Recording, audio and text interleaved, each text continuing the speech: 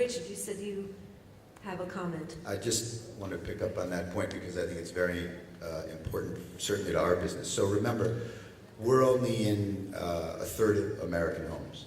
And 10 years ago, maybe we were in 25% of American homes. So we relied upon the power of interpreters to tell people in the 2/3 of the country that didn't subscribe to HBO, what was this thing called Sopranos? What was this thing called Sex and the City? What was this thing called The Wire? And people thought that we spent a tremendous amount of money on paid marketing. The truth of the matter is we spent very little. But we had a lot of support from the interpreters in the media in important places that looked at what we were doing and highlighted and amplified what we were doing. And that gave us a little bit of a lift in a cluttered market. Now, to Renata's point, 22 million people viewed the Game of Thrones trailer on YouTube before anybody had seen a scene from Game of Thrones. Social media on girls rose exponentially over the course of the 10-week run of Girls. So just take HBO Go for a moment. 80% of our viewing on HBO Go is on original programming, and much of that is from the catalytic power of social media. So when you look at our opportunities to amplify our brand through social media, through GetGlue, through Twitter, through Facebook, it's an extraordinary opportunity, further to your point, to tell people what's going on. So on premiere nights, we get about 50% of the total viewership of a particular movie or a particular show. Throughout the course of the next week and a half to 10 days, we get the other 50, 60%. Now we have an unbelievable opportunity that transcends whether a TV network does a piece on it or whether the New York Times writes a piece on it. We have the best marketers in the world, which are the users, saying something special is going on there, you have to pay attention to it. The big question for us, which is a larger conversation, is how you continue to monetize the investments that we have to make the quality program that we do. But that's a separate point and a separate conversation. I just wanted to punctuate what Renata said, because for us, it is a major, major part of the propellant to get people to pay attention to our brand. Thank you, and I do want to get back to the question of monetization, because of course it plays and begs the question of how we're all going to stay in business in the future. But Aluf, you said you had something to add. Just a short comment to what Norman and Richard was saying. We don't reach out to 22 million people yet, but what you learn about traffic is really a conversation with your readers. And online, you get it all the time. And you know, all of us are addicted to Chartbeat, and we see what people are reading, when they're reading it, to what depth. And basically, this is your readers telling you what they're interested in.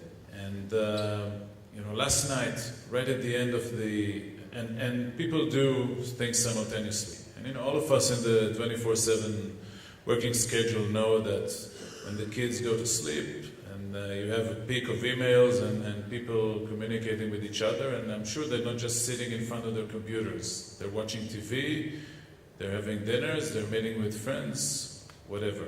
So last night, after the Paris birthday party, we put online the TV commentary, which usually the TV review we do first thing in the morning. It comes online. We put it online around midnight, and traffic boomed on the website. So people were waiting for it, they were watching the show on TV, and then they wanted to read what our TV guy had to say, and they loved it. And it was still picking the traffic till pretty late in the morning. Oh, that's an interesting point. I'd like to pick up on something that Aluf, Phil, and Ed all alluded to, and that is not only this idea of differentiation, but in fact, a kind of partisan quality to what you do. I mean, you are proudly progressive at MSNBC, you are proudly conservative at Hot Air, and I would say Haaretz certainly has a reputation for being on the left in the big Israeli marketplace of media. And I wonder if you think there is going to be room in the future for neutrality or mainstream media that does not have a political or partisan bent. I'll start with that. Yes, you have to be smart and you've got to do it better. Obviously there was this opening and we grabbed it, which was the liberal progressive area, and we got smart people. Going just back to what you were saying about the web, Rachel Maddow was our #1 person today. She came out of the blogosphere, early blogger, web person. We did not promote her. In fact, we announced her 2 weeks ahead of time that she was getting a show at 9 o'clock Eastern Time on MSNBC. By the weekend, we announced it on a Thursday. By the weekend, the blogosphere was crazy. It went through like wildfire. That Monday, when she debuted, she beat Larry King, who up until that time had beaten MSNBC at 9 o'clock for 12 years. She beat Larry the first day, the first week, the first month, the first year. And honest God, we did 0 promotion. And it all came out of the web. And by the way, that's when I stopped all billboards, all newspaper advertising. I said, that is crazy. The web is wildfire. And today, that's even more just, the web is everything. As you said, they're your best marketers, they're your best people. In terms of partisan, yeah, that's great. You can be the most informed person in the world today. Everybody has a voice out there. I think that's what makes our world so rich. But that does not mean that neutrality or news gathering or traditional methods will either be ignored or can't succeed. What it does mean is you have to be smarter. There's some people in news that you have to be arm's length, no emotion, so that you don't get involved. Well, nobody on the planet is like that. Now, one of the great newsmen in America, and I don't know if everybody here knows, was Tim Russert. Tim, you didn't know if he was a Republican or a Democrat, but he loved politics, and he held everybody's feet to the fire. And you understood that you did not get a free ride when you went on with Tim. That's your model. I mean, if I was going to do a less biased channel, my model is Tim Russert. But you can't do it the old way, not in this new world where there's so many options out there. You have to succeed with smart, intelligent, depth in ways that we haven't done in television. I just want to say that there is no such thing as a mainstream, neutral, no politically opinionated journalism or any other form of storytelling. And I'll give an example. Let's turn away from the Palestinians, West Bank, settlements, occupation issues to your plate. Now, if a newspaper in Israel publishes a non-kosher recipe in its food section, it's a political statement. It's not just a statement of taste. And it goes on to, would you publish a picture of a model wearing a bikini on the beach, a paparazzi picture? It's a political statement, because if you're an Orthodox paper, or if you want to reach that audience, you'd never do it. So there is no such thing as mainstream. What happened to us in Israel is that the newspaper scene was dominated for many years by one big newspaper, Yediot Ahronot.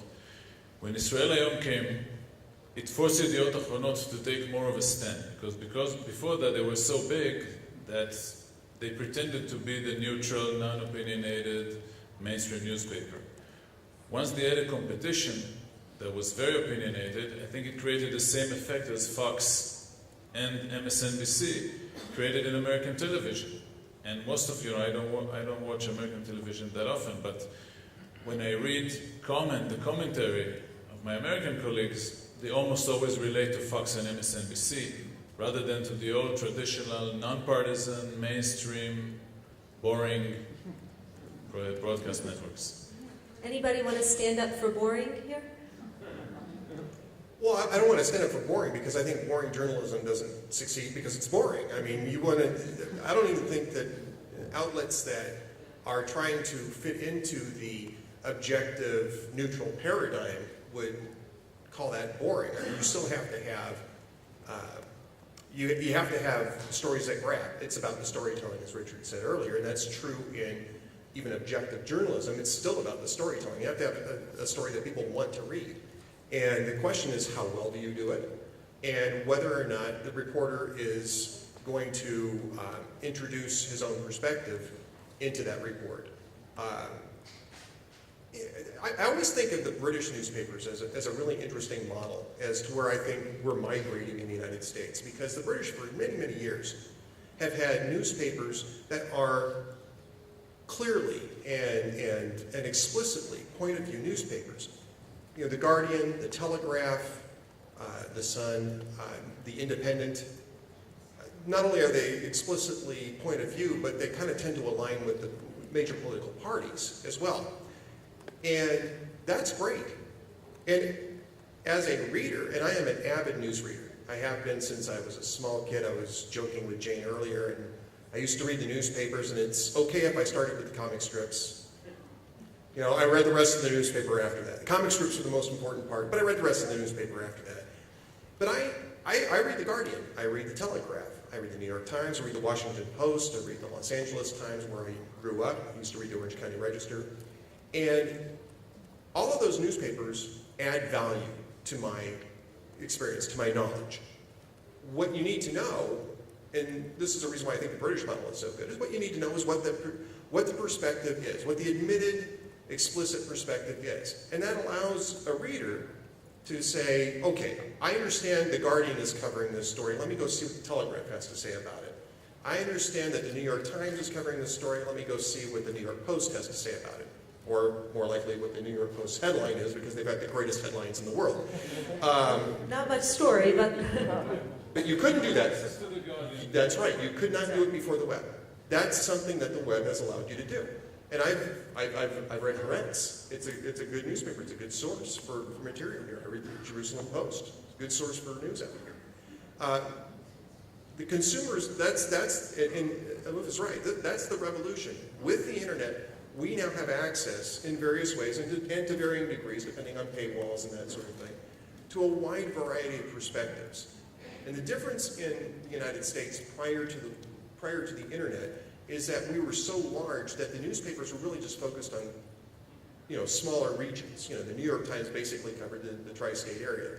The Los Angeles Times really just covered the LA basin, and they didn't usually have very much competition. And that was especially true in second-tier metropolitan areas. There was one newspaper. If you wanted a newspaper, that's the one you got. You got the perspective that it got, and that was it. But readers today, this is what's so wonderful about the internet and cable television and all the rest of the ways that we are now servicing customer choice rather than dictating customer experience, is that this wide variety allows people to be more informed, and to the extent that the points of view are explicit, it allows them to take that into context. And people are smart. Consumers are smart. They're going to take that into context. They're going to weight it properly. And overall, the effect is tremendously positive. Renata and then Richard. So in the question of borrowing versus not, I think, or versus having a voice, as you said, I think the main word here is differentiation. And this is what we found to be one of the most, of the strongest characteristics that make a topic talkable, if it's differentiated. So some people will have a positive opinion, some people will speak negatively, but if we talk about the number of mentions, the volume of mentions, what triggers a conversation in the social network, doesn't matter if it's offline or online, it's differentiation. So having a voice is something that's important. Going for some neutrality, it's lost in the social network. The social network favors strong colors in some sense. Whatever is what's not strong doesn't go through. So this is. Richard? I just want to say a word on behalf of my cousins at CNN. Phil knows, because I'm a fan and a friend, what a brilliant job I think he's done at MSNBC. I think Roger's done a brilliant job at Fox. But I do think that there is also great respect and a place in an incredibly polarized and intemperate political climate for there to be a very important voice for the contextualization of complexity. And by that I don't mean neutrality, and I don't mean on one hand or on the other hand. I mean that people respect and understand that we don't live in a Manichaean universe. You know, we don't live in an either-or dynamic. And I think sometimes the shouting gets so loud in the name of uniques, or the shouting gets so loud in the name of ratings, that it obscures the complexity of a broader conversation about things that very well informed people in government and in culture and politics know are much more layered and much more diverse in the conversation. And so I think that what my cousins are trying to do is to monetize smart and to monetize contextualization, and to do so in a way that's also vibrant. You can have varying points of view, but smart is the biggest differentiator of all. Passion can be myopic, passion can be ill-informed, passion can be redundant. Smart, you know, listen to Bill Clinton, you know, today in the other hall. I don't know whether you call that a conservative voice or a liberal voice. I call it a differentiated voice because of its wisdom and because of its intelligence and because of the depth of its smarts. So I would just say, this is not my business, although I am a huge consumer of my colleagues' work, I would just say I think it is very, very important to remember. And we try to do this. We have a show on right now called Vice, where we have a lot of young, iconoclastic journalists who are going out into the world and diving in a kind of young 60 Minutes, if you will, and doing stories in Kashmir and doing stories in Kandahar. And there's only one mandate for them: be interesting and show us the complexity of what's going on that an American, even a well-informed American, who's reading the New York Times and the Wall Street Journal and is going online, might not see. So I would say about Vice, which has become huge and very viral on our network, it's not about liberal or conservative. It's about information that's interesting. You know, I'm going to take Phil's question answer in just a moment, but I just want to alert the audience that in a few minutes we're going to turn the questioning over to you. There are people with microphones roaming around. I just want to make sure that you understand that we're asking for your questions and not your speeches. Okay, Phil. I just want to go back to actually what Richard said earlier about why people love the products that they put on. And that's, they believe in it. They can't wait to see it. They speak to them, you know, and we all can list the HBO shows that we love and couldn't wait to see, and now we sometimes binge on them on the weekends. This is the power of the medium, of all media. Now, the power of what we do is, I call it engagement, and it's what you say is more important than ratings, and it is in our world. It's engagement. It's that people believe in you. And I totally agree with you that that's what CNN has some of and needs more, but we need more of it, that people who you believe. You know, when there were just 3 networks, there was no differentiation in what they did. However, they believed in people. You believed in Walter Cronkite. He was different. At the end, in the big battle, they believed in Tom Brokaw. He wrote a book about, you know, the American heroes. But they believed in him. And that is, in everything we do, I think the single most critical thing. I agree with that, and I would just punctuate it by saying, for the textbook example, in my opinion, of smart being also passionate and being able to breed the brand, I would take Fareed Zakaria. You know, Fareed has a show, global show on CNN called Fareed Zakaria GPS. Here's what everybody knows about Fareed. He breathes what he, just like Phil is absolutely right about Tim Russert. You watch Tim Russert, and it didn't matter what side of the political spectrum you're on, you were leaning in to your television set because you knew that that guy, I think Chris Matthews has this, you knew that that guy loved what he did and he was bringing you his passion. Fareed does that. But you don't know, really, where Fareed stands on whether we should bomb Iran or not. You don't know really where he stands on the Americans' position on Syria. You might in an editorial that he does in Time magazine. But the purpose of the show is to take smart and make it passionate. And if you can do that and do it in a way that is differentiated, which is we're saying the exact same word, it defines our brand, differentiation, Phil's brand, differentiation, and you can deliver that to the consumer on top of social media, you have gold. Great, well, thank you. I'd like to invite our audience to ask a question. Do we have the mics there? Yes, please stand up so others can see you. Hi, Thanks. my name is Stuart Schnee. I'm a book publicist, and I wanted to say, first of all, you all have been saying that smart is important, so thank you, because you did that here today. This was very interesting. I'm primarily interested in books. It's a different type of media. I'm just wondering, how would you translate what you're doing to that world of content? I mean, what message is there for that world?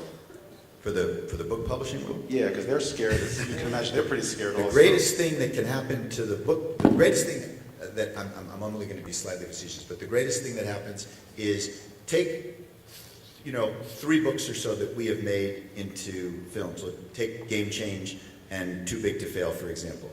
So Too Big to Fail was a bestseller in the United States. Andrew Ross Sorkin wrote it. He probably did, 250,000, 300,000 readers, which was a bestseller.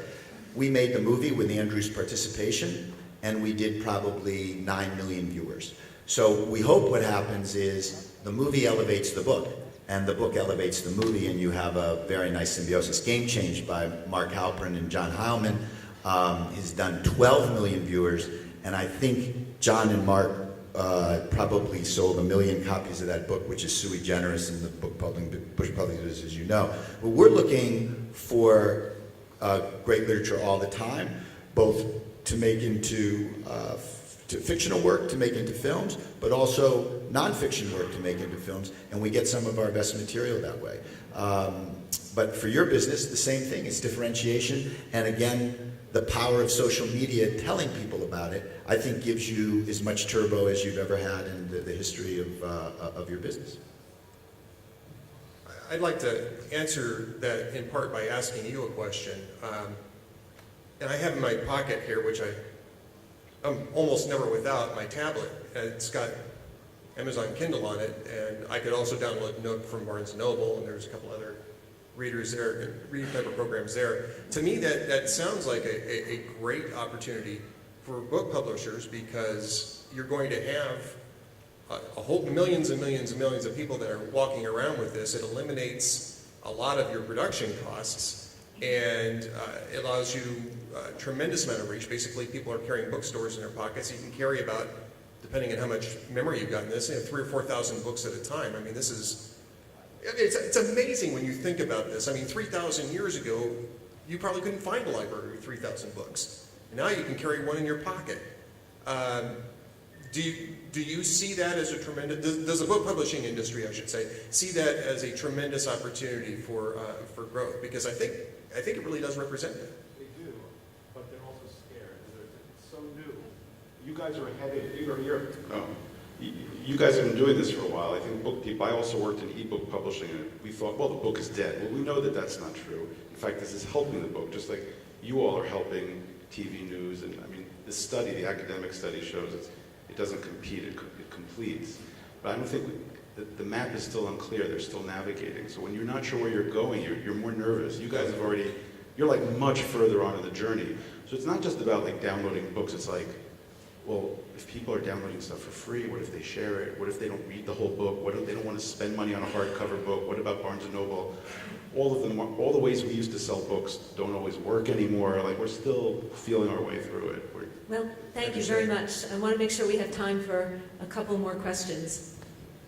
I guess I have a microphone, so I get to ask a question. My name is Jack Chomsky. I'm a cantor in Columbus, Ohio. Just back to your original survey, I couldn't answer that I got 2 newspapers delivered to my door at home in Columbus today, the local Columbus paper and the New York Times. I paid for Haaretz online, and I also received the Forward every week. Thank you, thank you. But especially with pointed media. You know, I feel like I'm in these two different universes. That upstairs we heard this amazing hopefulness about creating a sense of us against the sense of them.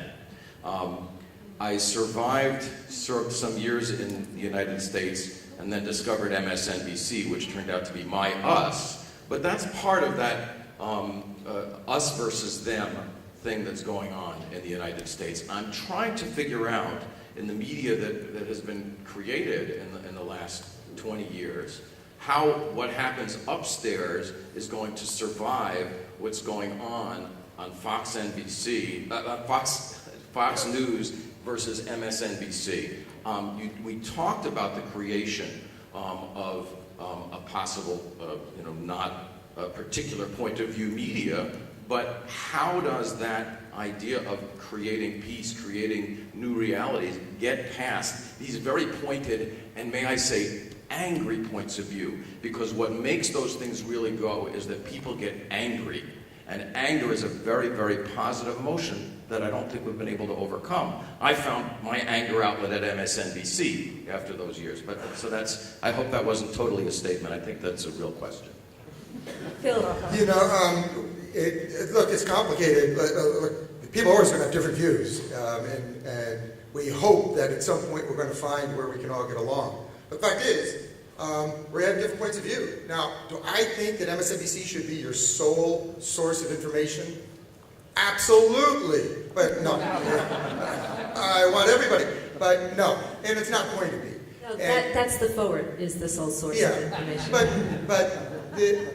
I will tell you, I worry a little bit about anger. And we've had some very angry hosts, and they've left. And every week, I talk to our people to tone down. When they do cross a line, I never want to get personal. We've been personal. During the election, there were some moments. So we're always fine-tuning that, and because they can get passionate. I will say our model, and I've brought Rachel up a number of times, but she doesn't often. She never gets personal, and she keeps it pretty much on the field of play.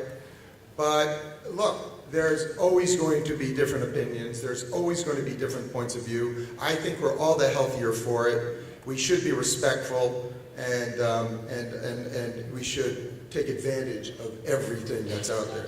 The one issue that I think we've not dealt with is the money issue, because all of this, we're very lucky in cable, and it's very lucrative business right now, and digital just doesn't make the money. And right now we're using our cable platform to build a digital platform, and hopefully in the years to come it'll become more profitable. But I think one of the challenges for all of us, so we can all go read various points of view and various things, is going to be how we monetize it. And I think that's going to be very difficult, and it's going to be the single biggest challenge we face. Absolutely. One more question. Can we get a woman to ask a question? I can't imagine there aren't some women with questions. Is there someone? I have a Okay. question about the monetization.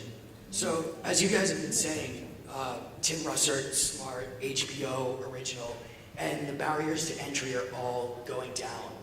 So, for what is stopping someone else from being smart, catching viral on the web, and many of those pulling away from your viewership? And then, how do you perceive monetizing these ideas? For HBO, it's easier for anyone to create original content of a higher quality that's similar to you guys and spread it through the web. So as these things move forward, how do you plan to battle the monetization aspect of it? It's an important question. I would say that it is not easy to create great content.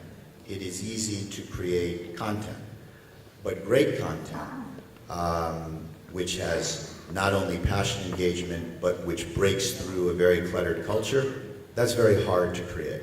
It costs money. It's expensive. I'll tell you a story. We screened the premiere of Game of Thrones in Silicon Valley.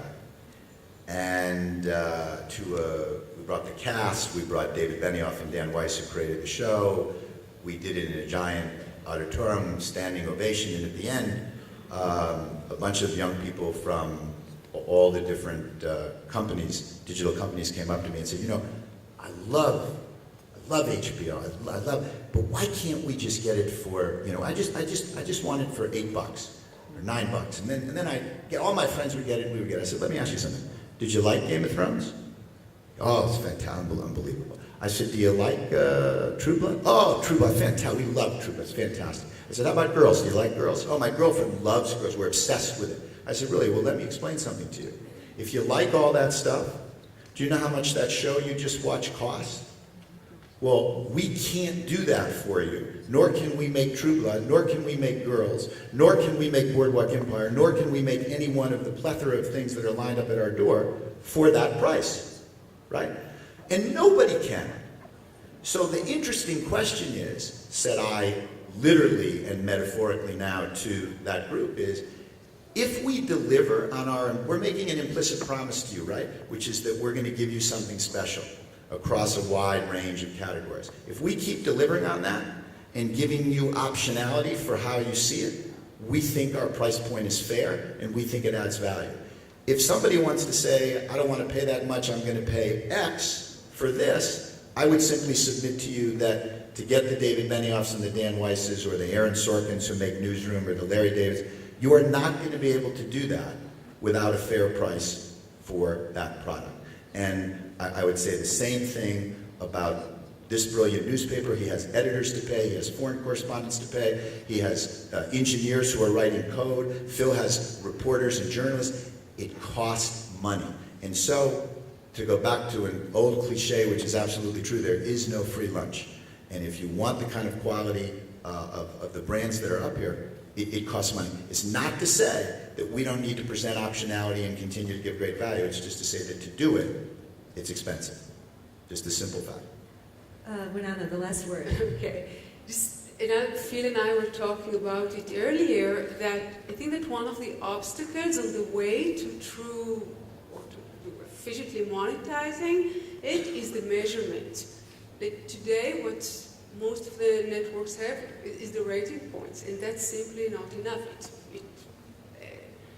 It captures viewing, but it doesn't capture engagement. It doesn't capture the social media. It doesn't capture enthusiasm. And I think that the next stage that the industry should go through is to develop a different way, a multi-dimensional, multi-channel way of measurement. And then, it will start moving the wheel with advertisers, with comparing a value for money and so on. So that's it.